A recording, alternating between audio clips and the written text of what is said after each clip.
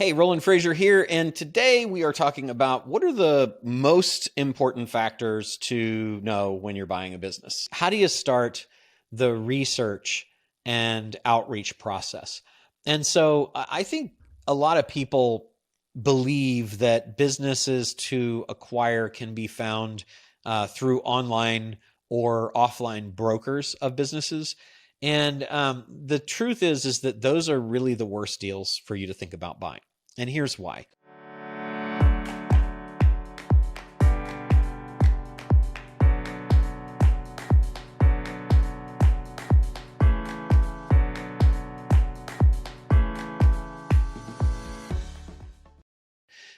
When you think about when you list a house, because many people, I think, that are listening have gone through the process of owning or selling a house. And if you haven't, then this will still, I think, hopefully help be a good analogy. But whether it's a business or a house or a piece of real estate, when you first think about selling, you're thinking about what it's worth. And you're typically thinking that it's worth more than it's worth because it's your baby or it's your house. It's the business that you started from scratch, or it's the house that you loved and grew up in and your kids were born in, and, or you got married in, or whatever. It's a higher expectation of what you're going to be able to get generally when you first think about selling anything, car, jewelry, anything, than what happens once you've been on the market for a while. So when a business broker is going to someone and saying, hey, I'd like to list your business for sale, or when someone comes to a business broker and says, I'd like to sell my business or house or whatever, right? The person who's the representative, the broker, is typically going to say, what do you want for it? And then the person who's selling is going to say either, I don't know, what do you think I can get? Or they're going to say, I want X. And the broker then has to figure out how can they keep the seller's expectations reasonable, but also how can they get the deal, because they need to get the listing. And they're not going to get the listing by saying, well, it's probably going to take a couple of years, and I don't know that you're going to get anywhere close to what you're thinking you want for it. So there's a compulsion to allow somebody to start out by listing a business or a property or anything for sale for a higher price than the person who's selling it actually thinks they can get for it. And that creates an expectation in the seller that they're going to get more for it than it's worth. So you're fighting against the expectation of the seller in that case. Now, also, when they're listed with a broker, they're going to need to get enough to do whatever it is that they want to do after the sale, and they're going to be thinking and entering into the calculus of that decision how much they're going to have to pay the broker. And so if the broker is going to get a 10% commission and they need $1 million and they sell for $1 million, they're going to find themselves $100,000 short, right? So that's a challenge. Now, as time goes on, and as the broker who's listed the business brings them offers or doesn't, if no offers come in, they're going to be like, oh my gosh, I guess I'm not going to get anywhere close to what I wanted for this business.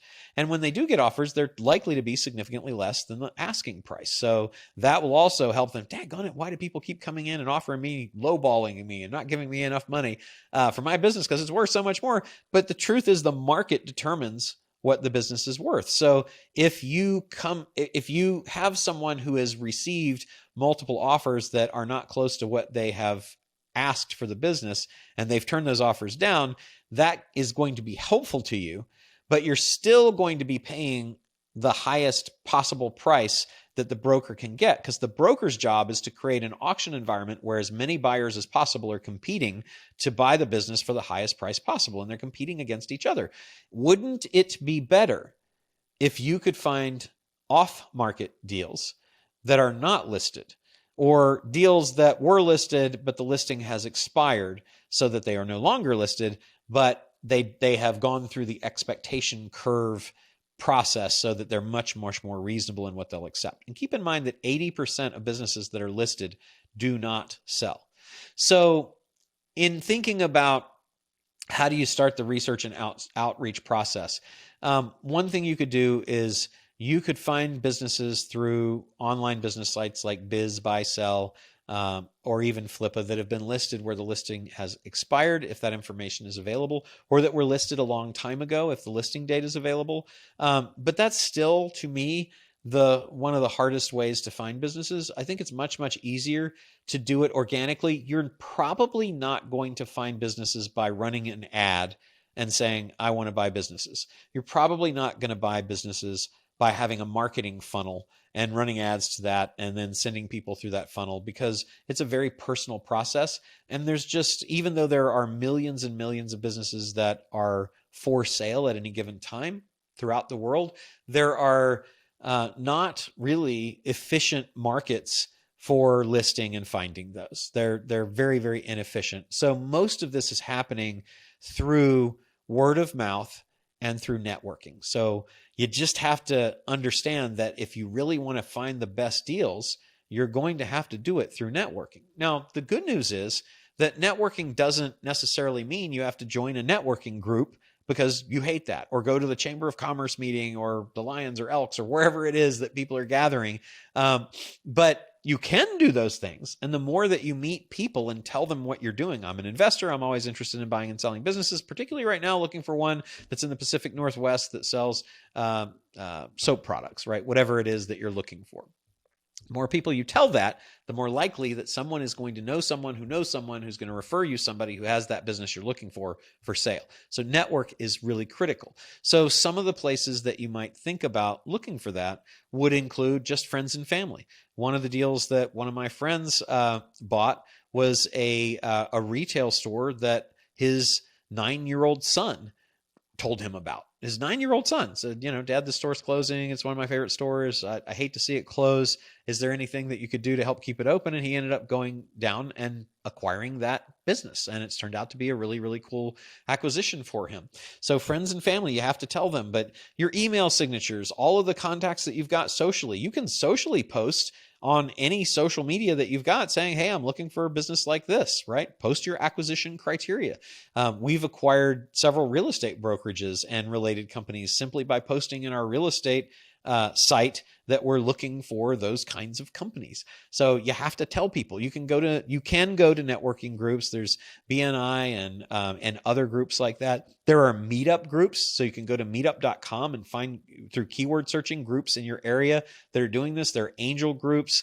There's all kinds of places that you can go. You can ask your contractors, your employees. You can ask consultants in the area. You can ask mastermind people. You can join masterminds. You can go to Entrepreneurs Organization, EO meetings, or YPO, Young Presidents Organization meetings. There's all of those places. Ask investment bankers, ask business appraisers, ask accountants, attorneys, financial planners, wealth advisors, all of those kinds of things, trade associations, trade shows. You plug yourself in. The more you plug yourself into the industries that you're interested in doing acquisitions in, the more likely you're going to get referrals. The more you let the world know that you're interested in making an acquisition, the more likelihood that you will get a referral. If you want a lot of additional really cool stuff, I've got a whole channel full of it, and you should subscribe so that you don't miss any of it, because I'm uploading videos all the time. There's a lot of things that are changing in this area, and you don't want to miss out. You don't want to do it wrong, and you don't want to make the mistakes I made. Subscribe so that you don't miss out, and then check out this next video.